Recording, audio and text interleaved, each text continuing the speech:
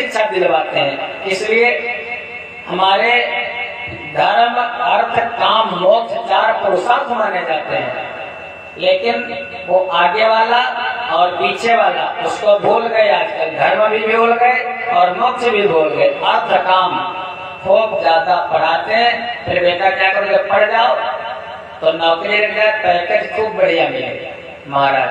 34 lakh package, 3 crore package मिलता है कंपनियों में, बहुत बड़े बड़े पैकेज। और बेटा कहते बेटे को हम सेट कर रहे हैं, बेटे को सेटल कर दिया, यही बताते हैं ना। कहाँ सेटल कर दिया? अरे अमेरिका में है, रूस में है हमारा बेटा, अंतार पाल लेते हैं। अरे एक रह गया वो निठल्ला, पानी कौन देता था, मरते हैं। वो अमेरिका वाला ऑनलाइन अंत्येष्टि करता है, और निठल्ला जो होता है पानी वही देता है, खाली अभिमान मान लेते हैं हमारा बेटा अमेरिका में है। उधर भले स्व धर्म सिखावे, लेकिन पिता का धर्म क्या है? पिता अगर पुत्र का धर्म है तो पिता का भी धर्म है। शास्त्र कहता है क्या? सा गुरु सा पिता चापी, सा माता बांधवोऽपि सह, शिक्षयेत् चेत् सदा स्मर्तुं, हरेर्नामैव केवलम्।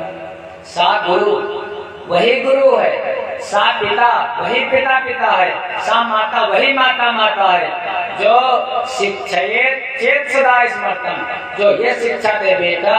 जैसे सुनीत ने दोपहर में कथा सुनी थी, जैसे सुनीत ने अपने बेटा ध्रुव को शिक्षा दी, जैसे कयाधु ने अपने बेटा प्रहलाद को शिक्षा दी, जैसे दशरथ जी ने, कौशल्या जी ने अपने राम जी को शिक्षा दी, महाराज वैसे शिक्षा दे कि बेटा कहाँ से आपका धर्म क्या है, जो अपने धर्म के बारे में बताए महाराज, वो पिता है।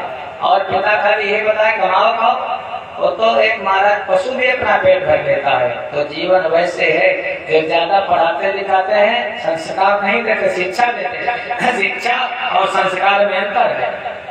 शिक्षा तो दे दी लेकिन संस्कार नहीं दिया, वो महाराज वो बच्चे पानी नहीं देते हैं महाराज।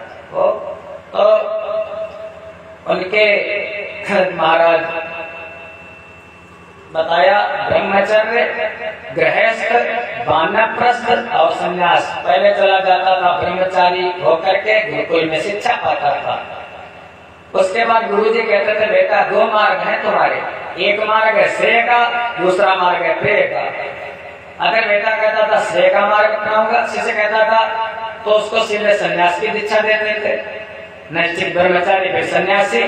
और अगर कहता था नहीं प्रेय में जाऊंगा, तो फिर ब्रह्मचर्य के बाद समावर्तन संस्कार, और फिर उसको घर में विवाह करवा देते थे। गृहस्थी में जाओ, गृहस्थ हो जाता था। गृहस्थ के बाद बच्चे हो गए, मान लिया बेटे बहू हो गए, उसके बाद पोता होता तो बड़ा आनंद आता है। अपने यहाँ पता नहीं कहाँ से चल गई कहावत, मोल देते बिया ज्यादा पिया गो। अरे हमारा बेटे तक हमारा काम है, हमारा बेटे का जब बेटा हो गया तो फिर चौथे मन जाइए रब कानन।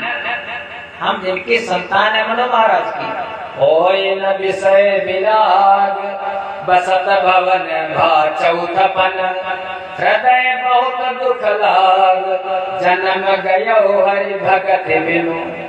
उन्होंने यही किया था, तीर्थ भर नैमिष लिखा था, लेकिन हम लोग चिपके रहते हैं। इतना कमा के रख जाएंगे, साथ कुश्ती बैठे बैठे खाएं। बेटे से पोता ज्यादा प्यारा होता है, आसक्ति छूटते नहीं। लेकिन शास्त्र कहता है 50-55 साल की अवस्था के बाद वानप्रस्थी।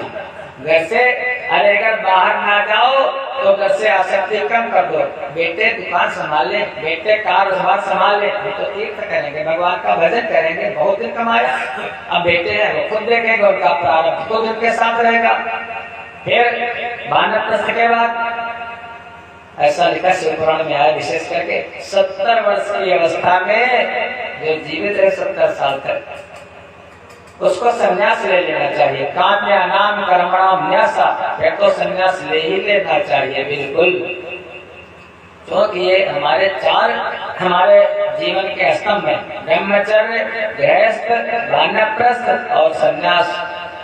भरत जी ने पूरे पृथ्वी के सम्राट है महाराज भरत।